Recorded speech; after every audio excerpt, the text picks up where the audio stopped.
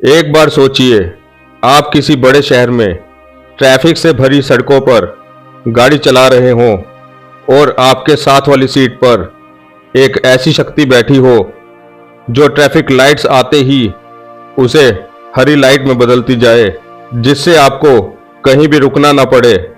सोचिए कितना इजी हो जाएगा आपका सफर। इसी तरह हमारे जीवन का सफर भी है। अगर गुरु मिल जाए तो हमारा जीवन भी बहुत ही सुंदर और खुशनुमा हो जाता है। कुदरत के नियमों का उल्लंघन किए बिना गुरु हमारे जीवन को ज्ञान, आनंद, प्रेम और करुणा से भर देता है। गुरु को अस्तित्व के तमाम आयामों का, सभी लोकों का, प्रकृति के सभी भेदों का पूरा ज्ञान होता है। और जब गुरु हमें अज्ञानता का शिकार होता हुआ पाते हैं तो हमें अपने जीवन को देखने के लिए एक नए दृष्टिकोण से वाकिफ करवाते हैं और उन कारणों को समझने में हमें हेल्प करते हैं जिससे हम अब तक उस आनंद से दूर रहे हैं, और हमें आध्यात्मिक ऊंचाई को देखने में कुशल बनाते हैं। एक गुरु का पूरी मानवता के लिए एक ही वचन होता है। इसे ऐसे समझिए, जैसे एक स्कूल का प्रिंसिपल स्कूल के अनुशासन को जानता है, स्कूल में दाखिला किस प्रकार होता है, यहाँ के इम्तिहान क्या है।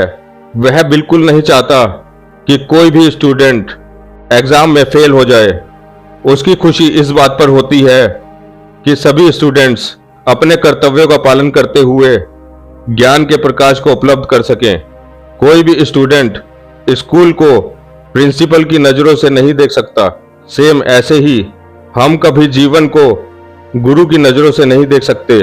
गुरु की मौजूदगी ही शिष्य के जीवन के सभी आयामों को एक नई ऊंचाई पर ले जाती है और जिस वास्तविकता के बारे में हमें नहीं पता होता उससे अवगत कराती है। शिष्य के जीवन में जो गुरु की कृपा का महत्व है उसे शब्दों में बयान नहीं किया जा सकता। जिन पर यह कृपा बरसती है वही जानते हैं कि यह क्या चीज है। बुल्ले शाह कहते हैं, दूध बेशक उबल उबल कर लाल हो जाए पर तब तक दही नहीं बन सकता जब तक कि उसमें थोड़ा दही ना मिला दिया जाए। मतलब हमारे आध्यात्मिक विकास की प्रक्रिया ऐसे चैतन्य का बुझा हुआ दिया है जो अगर किसी जलते हुए दिए के संपर्क में आ जाए तो हमारा जीवन प्रकाशमय हो जाता है।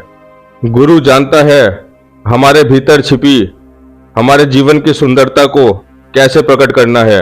गुरु जब हमारे जीवन के तमाम दुख, पीड़ा को देखता है जो हमने अपने कर्मों द्वारा पाया है, तो अपनी ही दया और उदारता के विवश होकर वह हमारी हेल्प करता है।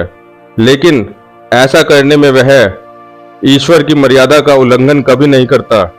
वह हमेशा ईश्वर विधान के अनुसार ही हमारा कल्याण करता है।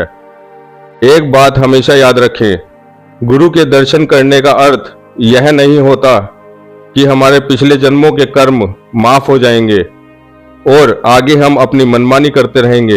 गुरु के दर्शन करने का अर्थ यह है कि अपने अहंकार के साथ जो भी पीड़ा हमने पाई है वह धीरे धीरे विलीन होने लगेगी और अपने जीवन के सुख दुख को हम बोध की दृष्टि से देखना शुरू कर देंगे। इसमें बिल्कुल कोई शक नहीं है कि गुरु का हमारे लिए जो प्रेम है वह बिना शर्त के होता है, परंतु इसका यह मतलब नहीं है कि हम कुछ भी करते जाएं और गुरु उसको नजरअंदाज करता जाए।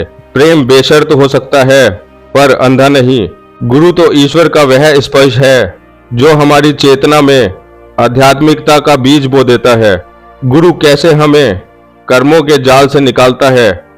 गुरु जिस रहस्यमय ढंग से काम करता है वह एक साधारण व्यक्ति के समझ से परे है। उसे एक भक्त की प्रज्ञा से तो जाना जा सकता है पर एक वैज्ञानिक की बुद्धि से नहीं। इसे ऐसे समझिए, गुरु बोध के सागर की तरह होता है जबकि हम जिज्ञासा के छोटे छोटे बर्तनों की तरह होते हैं।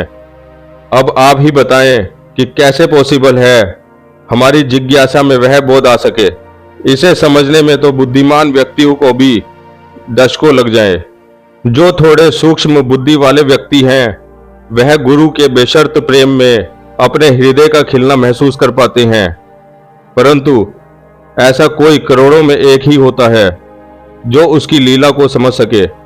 आपको एक बात समझने की जरूरत है कि अगर आपने कर्मों द्वारा कांटों की फसल बोई है तो गुरु उसे फूल में नहीं बदल सकता।